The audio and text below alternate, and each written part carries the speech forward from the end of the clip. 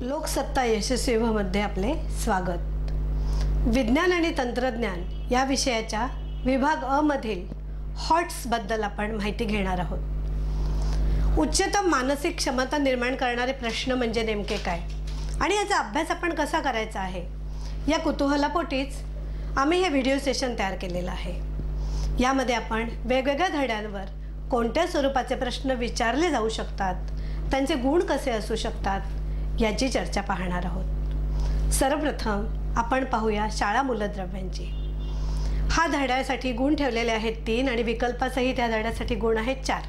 तर आता आपण पाहणार आहोत की ह्याच्यावर नेमके कसे प्रश्न असू शकतात। या ठिकाणी फळ्यावर एका ॲल्युमिनियम ज्याचं नंतर नामकरण करण्यात आलं गॅलियम, एका सिलिकॉन ज्याचं नंतर नामकरण करण्यात आलं जर्मेनियम आणि एका बोरॉन ज्याचं नंतर नामकरण करण्यात आलं स्कँडियम। हे जे 3 विशेष आहेत, मेंडेलिव्हनी ही भाकितं केलेली होती या मूलद्रव्यांबद्दल। त्यांनी या मूलद्रव्यांचे अणुअंक, अणुवस्तुमानांक याबद्दलही भाकितं केलेली होती। यांचे गुणधर्म कसे असतील ही सर्व भाकितं पुढे गेल्यावरती सत्य झालेली आढळली आणि नंतर शोध लागल्यानंतर त्यांनी भाकित केलेल्या एका ॲल्युमिनियमला गॅलियम असं नाव देण्यात आलं, त्यांनी भाकित केलेल्या एका सिलिकॉनला जर्मेनियम असं नाव देण्यात आलं, तर एका बोरॉनला स्कँडियम असं नाव देण्यात आलं। आता हा जो गाभा आहे यावर कसे प्रश्न विचारले जाऊ शकतात, तर रिकाम्या जागा भरासारखे येतील की मेंडेलिव्हनी एका ॲल्युमिनियम दिलेल्याला आधुनिक आवर्त सारणीत टिंबटिंब हे नाव होतं, तर आपल्याला गॅलियम हे सांगता आलं पाहिजे। किंवा सहसंबंध ओळखा असं पण येऊ शकतं, एका सिलिकॉन जर्मेनियम, एका बोरॉन काय। या पद्धतीचे प्रश्न आपल्याला या ठिकाणी येऊ शकतात। मूळ गाभा आपण हा लक्षात ठेवला तर आपल्याला या ठिकाणी चित्त आपलं विचलित होणार नाही। तसंच गणामध्ये वरून खाली येताना अणूंच्या आकाराबद्दल नेमकं काय घडतं हे आपल्याला विचारलं जातं। आपल्याला वेगळा घटक ओळखामध्ये फ्लोरीन, आयोडीन ह्या सर्व हॅलोजनची नावं दिली जातात आणि त्यामध्ये आपल्याला नेमकं वेगळेपण किंवा नेमकं त्याचा आकार कोणाचा वेगळा आहे किंवा जास्तीत जास्त मोठा आकार कोणाचा असं विचारलं तर सगळ्यात शेवटचं जे मूलद्रव्य आहे आयोडीन, त्याचा आकार सगळ्यात मोठा असणार आहे। म्हणजे जसं गणात वरून खाली येतो तसा त्याचा आकार वाढत जातो, हे आपण ह्या ठिकाणी लक्षात ठेवायचं आहे। तसंच एस खंड आणि पी खंड या मूलद्रव्यांची आपण नेमकी मांडणी लक्षात ठेवायची आहे। एस खंडामध्ये जर 1 आणि 2 गण आले असतील तर पुढच्या वेगवेगळ्या खंडामध्ये कोणत्या गणांचा समावेश केला गेला आहे आणि तो कशा पद्धतीने हे आपण या धड्यात लक्षात ठेवायचं आहे। त्याच्या पुढचा धडा जादू रासायनिक अभिक्रियांची। यामध्ये आपल्याला बघा त्यांनी प्रथमच लोखंडाच्या गंजाचं रासायनिक सूत्र दिलेलं आहे। लोखंडाच्या गंजाचं रासायनिक रेणूसूत्र काय आहे? Fe2O3 XH2O। लोखंडावर जो गंज बसलेला असतो याचं सूत्र आपल्याला विचारले। त्याचप्रमाणे आपल्याला जिप्समचं सूत्र देखील लक्षात ठेवायचं आहे। विरंजक चूर्णाचा उपयोग देखील आपल्याला लक्षात ठेवायचा आहे। तर ह्या ठिकाणी आपल्याला दर्शकांचा खास करून उल्लेख केलेला आहे। आपल्याला लिटमस कागद हे दर्शक माहितीच आहे की लिटमसचं द्रावण, पण त्याच प्रकारे या धड्यात त्यांनी नव्याने उल्लेख केलेले आहेत गंधदर्शक। की गंधदर्शक म्हणजे काय, तर हा प्रश्न येऊ शकतो की गंधदर्शक म्हणजे नेमकं काय किंवा त्यांची उदाहरणं काय काय असू शकतात।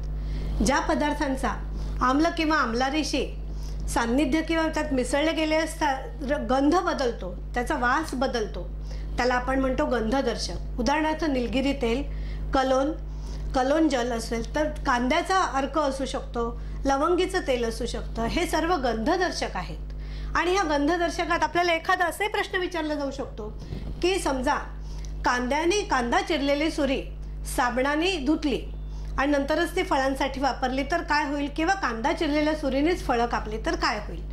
तर कांदा चिरलेल्या सुरीला कांद्याचा दर्प असतो, साबणाने धुतल्यामुळे साबणामध्ये आम्लारी असतात, त्यामुळे कांद्याचा तो दर्प, तो गंध निघून जातो पूर्णपणे आणि त्यामुळे त्यानंतर फळं चिरल्यानंतर त्या फळांना तो दर्प येत नाही। मात्र साध्या पाण्याने कांदा चिरलेली सुरी धुतली असता तो दर्प जात नाही आणि त्यामुळे फळांना देखील तो दर्प लागण्याची शक्यता असते। अशा पद्धतीने आपण ह्याचा विचार करायचा आहे। थोडंसं चाकोरी बाहेर येऊन आपण विचार करायचा आहे। तसंच या धड्यात नव्याने उल्लेख केला आहे संश्लिष्ट दर्शक। हे संश्लिष्ट दर्शक म्हणजे काय, तर संश्लिष्ट दर्शक म्हणजे त्यांनी असं म्हटलं की जे रासायनिक दर्शक आहेत फिनोल्फ्थेलिन, मेथिल ऑरेंज किंवा इओसिन यांना त्यांनी संश्लिष्ट दर्शक असं म्हटलं आहे। आम्ल आणि आम्लारीच्या संपर्कात आल्यावर ते विशिष्ट रंग आपल्याला दाखवतात आणि त्यामुळे ह्यांचा उल्लेखही या धड्यात संश्लिष्ट दर्शक अशा पद्धतीने केलेला आहे। आपल्याला साबणीकरण म्हणजे काय हे पाहायचं या धड्यामध्ये।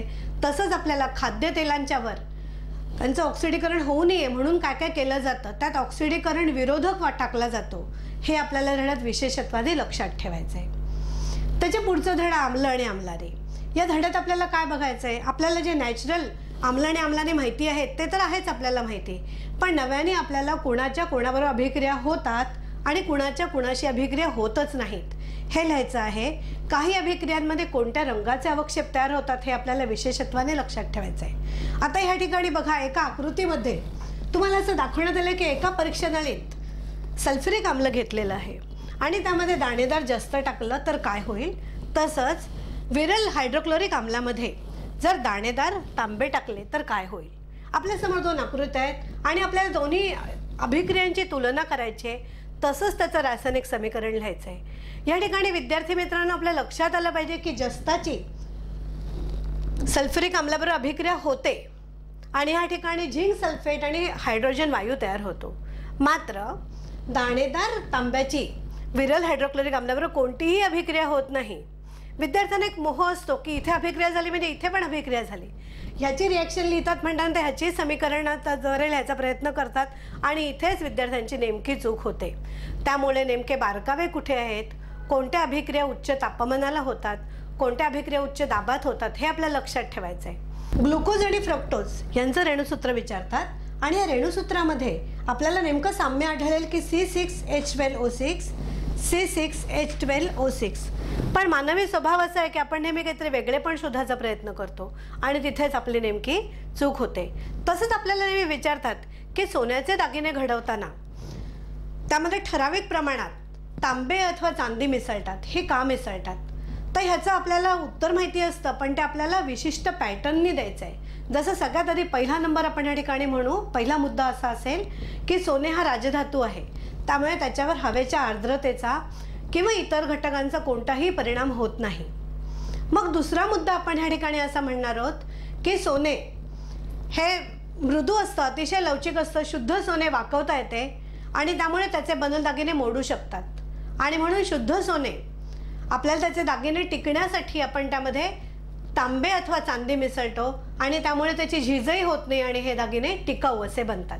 तर आपण हे जर मुद्द्यांच्या आधारे लिहिलं तर आपल्याला ह्या ठिकाणी योग्य तो आपल्याला जे आपल्याला उद्दिष्ट साध्य करायचं आहे ते त्यांच्याही लक्षात येईल की विद्यार्थ्याला नेमकं आशय कळलेला आहे ह्याचा. अजून एक विचारतात की चांदीची भांडी उघडी राहिल्यास, बराच काळ उघडी राहिल्यास ती काळी पडतात. तर ही चांदीची भांडी काळी का बरं पडतात.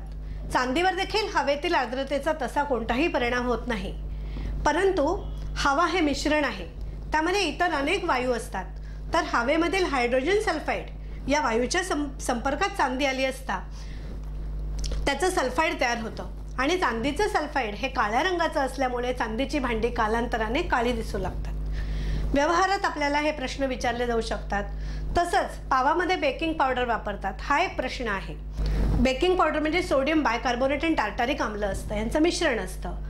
पाव तयार करताना त्याच्या कच्च्या मालात ही बेकिंग पावडर मिसळतात आणि त्यामुळे पाव तयार होताना त्यांची रासायनिक अभिक्रिया होते आणि ह्या अभिक्रियेत कार्बन डायऑक्साईड वायू मुक्त होतो आणि हा कार्बन डायऑक्साईड वायू मुक्त झाल्यामुळे पाव सच्छिद्र आणि हलका बनतो आणि त्यामुळेच पाव रुचकर देखील लागतो.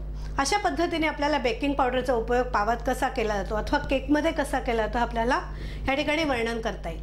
मग आपल्याला उपयोग द्या असे छोटे छोटे प्रश्न विचारतात की सिल्व्हर क्लोराईड किंवा सिल्व्हर ब्रोमाइड यांचे उपयोग काय. तर सिल्व्हर क्लोराईड आणि सिल्व्हर ब्रोमाइड यांचे छायाचित्र तयार करण्यासाठी यांचे वापर केले जातात. आपल्याला चूक की बरोबर ह्या स्वरूपाचे प्रश्न देखील धड्यातले असू शकतात. आपल्याला असं विचारतील की ग्लुकोजचा शरीरातील ऑक्सिजन बरोबर जो संयोग होतो आणि त्यातून शरीराला ऊर्जा पुरवली जाते, ही अभिक्रिया उष्माग्राही आहे. आता वास्तविक पाहता जेव्हा जेव्हा ग्लुकोज शरीराला ऊर्जा पुरवते तेव्हा ही अभिक्रिया उष्माग्राही कशी होईल. उष्माग्राही असते तर शरीर थंड पडलं असतं, म्हणजेच हे विधान कसं आहे, चुकीचं आहे. आपल्याला त्या ठिकाणी स्पष्टीकरण दिलं पाहिजे की हे विधान चुकीचं आहे. ग्लुकोजचा शरीरातील ऑक्सिजन बरोबर जेव्हा संयोग होतो तेव्हा शरीराला ऊर्जा पुरवली जाते आणि त्यामुळे ही अभिक्रिया उष्मादायी आहे. अशा पद्धतीने आपल्याला सुधारित विधान देखील या ठिकाणी लिहिणं अपेक्षित आहे. आता आपल्याला POPचे प्लॅस्टर ऑफ पॅरिसचे व्यावहारिक उपयोग विचारतील की त्याचे व्यवहारात कोणकोणते उपयोग आहेत. तर वैद्यकीय मलमपट्टी करण्यासाठी, नंतर पुतळे बनवण्यासाठी आणि छतांचं सुशोभीकरण करण्यासाठी हे असं पटकन आपल्याला सांगता आलं पाहिजे. आणि त्यासाठी आपल्याला हे सर्व क्षार आणि त्यांचे उपयोग पूर्णपणे आपला अभ्यास तयार असला पाहिजे. आता आपण वळणार आहोत पुढच्या धड्याकडे.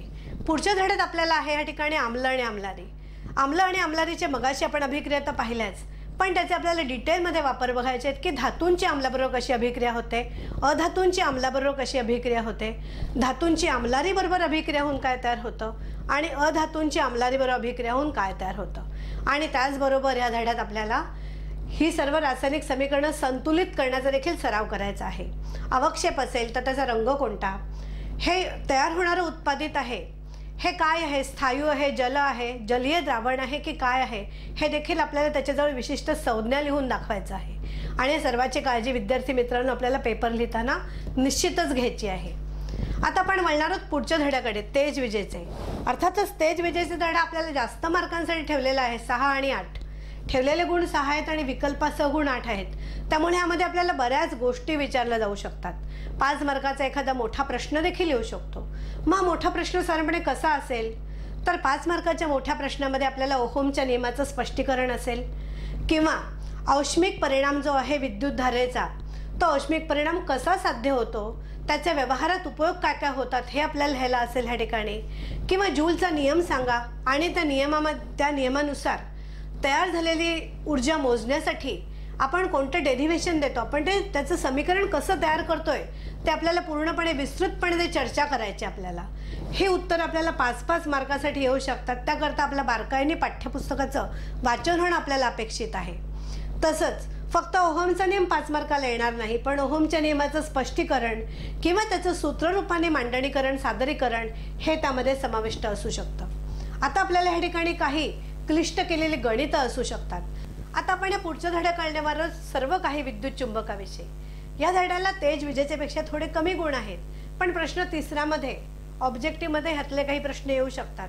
जसं आपल्याला साधारणपणे चुंबकाचे सर्व गुणधर्म माहिती असतात, तर एका विद्युत चुंबकाच्या काय म्हणतात त्याच्या चुंबक सूचीजवळ मी काही धातू वेगवेगळे नेले. उदाहरणार्थ मी काचेची पट्टी नेली तर मला काय आढळेल, मी लोखंडाची पट्टी नेली तर मला काय आढळेल, मी एक चुंबक पट्टीच नेली ज्याचा दक्षिण ध्रुव त्याच्या जवळ ठेवला तर मला काय आढळेल, आणि एका चुंबक पट्टीचं उत्तर ध्रुव चुंबक सूचीजवळ नेला तर मला काय आढळेल. हे सर्व आपण प्रयोग रूपाने लिहायचं आहे आणि हे आपल्याला फिल इन द ब्लँक्समध्ये रिकाम्या जागा भरासारखे 3-4 मार्कांसाठी येऊ शकतं हे आपल्याला प्रश्न. तर असं आपण थोडासा पुस्तकाच्या बाहेर आणि चाकोरी पद्धतीच्या बाहेर जाऊन विचार करायचा आहे. आता इथे आपल्याला ह्या ठिकाणी चुंबकीय बलरेषा हे आपल्याला आहे, तर त्यांचे विस्तृतपणे गुणधर्म लिहायचे. आपल्याला त्यांनी विचारलं समजा चुंबक पट्टी वरून खाली पडली आणि ती तुटली तर त्याचे ते पोल विभक्त होतात का, हा एक प्रश्न तुम्हाला 1 किंवा 2 गुणांसाठी विचारलाय. तर तुम्हाला सगळ्यात आधी लिहायचं की त्याचे पोल एकमेकांपासून कधीही विभक्त होत नाहीत. चुंबकाचे जे उत्तर आणि दक्षिण ध्रुव आहेत ते नेहमी कोणत्याही चुंबक पट्टीमध्ये असतातच, त्याचे कितीही तुकडे होत. त्यामुळे आपल्याला सर्वप्रथम याचं उत्तर लिहायचं आहे की ते कधी विभक्त होत नाहीत. त्याचे कितीही भाग केले असतात ते प्रत्येक त्याच्या टोकापाशी त्याचे ध्रुव आपल्याला आढळतात. आणि मग ते का आढळतात हे आपण म्हणायचं आहे की आपली पृथ्वी ही देखील एक मोठी चुंबक आहे आणि पृथ्वी मोठी चुंबक असल्यामुळे आपल्याला त्या ठिकाणी हे ध्रुव आढळतातच नेहमी. आपल्याला ह्याचं जेवढं स्पष्टीकरण देता येईल ते आपल्याला द्यायचं आहे आणि हे उत्तर परीक्षकांना पटेल अशा पद्धतीने मुद्द्यांच्या आधारे तुम्ही लिहिलं तर तुम्हाला जास्तीत जास्त गुण मिळण्याची शक्यता आहे. त्यापुढे आपण मिळणार आहोत चमत्कार प्रकाशाचा. यामध्ये आपल्याला भरपूर वेगवेगळ्या प्रकारचे आरसे दिलेले आहेत. तर ह्या आरशांचे उपयोग नेमके काय, सपाट आरशामध्ये मिळणाऱ्या प्रतिमेंचे गुणधर्म काय काय आहेत, ह्याचा जर आपण नीट अभ्यास केला तर आपल्याला त्याचे उपयोग कुठे करता येतात हे आपल्या नेमकं लक्षात येईल. तसंच अंतर्वक्र आरशाद्वारे मिळणाऱ्या प्रतिमा कशा असतात आणि अंतर्वक्र आरशासमोर वस्तू वेगवेगळ्या ठिकाणी ठेवली असता कशा प्रतिमा मिळतात. मुख्य नाभीवर वस्तू ठेवली, मुख्य नाभीच्या आतल्या दिशेला वस्तू ठेवली किंवा वक्रता त्रिज्या आणि मुख्य नाभी यांच्यामध्ये वस्तू ठेवली, वेगवेगळ्या ठिकाणी वस्तू ठेवली असता आपल्याला मिळणाऱ्या प्रतिमेचं स्थान कुठे आहे, त्या प्रतिमेचं त्या वस्तू आरशापासूनचं अंतर काय आणि त्या प्रतिमेचं नेमकं स्वरूप काय आहे, वस्तूच्या तुलनेने प्रतिमा मोठी आहे, लहान आहे, वास्तव आहे, उलटी आहे, कशी प्रतिमा आहे हे आपल्याला या ठिकाणी वर्णन करता आलं पाहिजे. आणि त्यामुळे जे बहिर्वक्र अंतर्वक्र आरशाचं तेच बहिर्वक्र आरशाचं, आणि ह्याचप्रमाणे आपल्या दोन्ही भिंगांचाही अभ्यास करायचा आहे, अंतर्वक्र भिंग आणि बहिर्वक्र भिंग. जरी आपण बहिर्वक्र भिंगाचे विस्तृतपणे उपयोग धड्यात पाहिले असले तरी अंतर्वक्र भिंग देखील आपल्याला या ठिकाणी विसरून चालणार नाहीये. तर आपल्याला हा सर्व विचार करायचा आणि ह्या विचारांनी आपल्याला हे वेगवेगळे आरसे आणि भिंग कोणकोणते उपकरणात वापरले जातात. उदाहरणार्थ दूरदर्शीमध्ये नेमकी कशा पद्धतीने रचना असते, नेत्रिका काय आहे आणि या नेत्रिकेत कोणतं भिंग कशा पद्धतीने वापरलेलं आहे, त्यामध्ये दूरच्या वस्तूंची आपल्याला प्रतिमा कशा स्वरूपात मिळते, हा विचार आपल्याला करायचा आहे. कॅमेरा आणि मानवी डोळा ह्यातला फरक आपल्याला आपल्या यशस्वी व्हायच्या लेखात पाहायला मिळेलच की कॅमेरा, आजकाल जे डिजिटल कॅमेरा आहेत त्याची प्रतिमा आपल्याला कुठेही घेता येते, लॅपटॉपवर, कॉम्प्युटरवर, मोबाईलवर. आकृतीच्या सहाय्याने मानवी डोळ्याची रचना स्पष्ट करा आणि डोळ्याच्या भिंगाचे कार्य स्पष्ट करा. या ठिकाणी आपल्याला भिंगाची समायोजन शक्ती वगैरे हे सर्व आपल्याला मुद्देसूदपणे वर्णन करायचे, जेणेकरून आपल्याला 5च्या 5 मार्क मिळवता येतील. आपण पुढच्या भागाकडे वळणार आहोत, चमत्कार प्रकाशाचा भाग 2. यामध्ये आपण नेमक्या पद्धतीने काय शिकलो तर अपवर्तन आणि प्रकाशाचा विकिरण. ह्या अपवर्तनामध्ये आपण बरंच काय शिकलो की नाणं जे आपण समजा काचेच्या ग्लासवर नाणं ठेवलंय तर ते कसं दिसतं, तोच काचेचा ग्लास जर पाण्याने भरला तर त्या नाण्याची स्थिती कशी दिसते आपल्याला, ती किंचित उंच का दिसते, ह्याच्यामागे नेमकं कोणतं तत्व आहे, हा एखाद्या मार्काला प्रश्न येऊ शकतो. आता काचेच्या ग्लासऐवजी धातूचं पेला ठेवला या ठिकाणी तर काय होईल. धातूच्या पेल्यात आपल्याला पेल्याच्या कड्यांच्या बाजूने नाणं आधी दिसणारच नाही, पण नंतर त्यात पाणी टाकल्यामुळे ते नाणं किंचित वरच्या दिशेला सरकल्यासारखा भास होईल. आणि ह्या मागची नेमकी कारणं काय, इंद्रधनुष्य कसं तयार होतं, मृगजळ नेमकं कसं तयार होतं, त्याच्या मागची प्रक्रिया नेमकी काय आहे. इंद्रधनुष्यात वेगवेगळ्या 3 कोणकोणत्या प्रक्रियांचा समावेश केला गेलेला आहे, हे जरी आपल्याला वर्णन करता आलं तरी 1-2 मार्काचे प्रश्न त्या ठिकाणी नक्की बनू शकतात, लहान लहान प्रश्न. सगळ्यात शेवटी C.V. रामन यांनी जे प्रकाशाचे विकिरणाचा शोध लावला आहे त्यांना त्यासाठी कोणतं पारितोषिक मिळालं किंवा त्यांचा जन्म कुठे झाला, ही माहिती आपण आपल्या डोक्यात कुठे नोंद करून ठेवली तर ती आयत्या वेळेस देखील आपल्याला कुठेही वापरता येईल. म्हणजेच या सर्व धड्यांच्या तयारीसाठी आपल्याला आपलं पुस्तक काळजीपूर्वक आणि बारकाईने वाचायची गरज आहे आणि ते सर्व नोंदी आपल्या डोक्यात आपल्याला फिक्स करायची गरज आहे, ज्याचा आपल्याला हवा तेव्हा वापर करता येईल. आणि त्यामुळे आपलं हे जे पाठ्यपुस्तक आहे हे तुम्ही अनेक वेळा अत्यंत सूक्ष्मपणे बारकाईने अभ्यासा, एवढंच मी तुम्हाला या ठिकाणी सांगेन.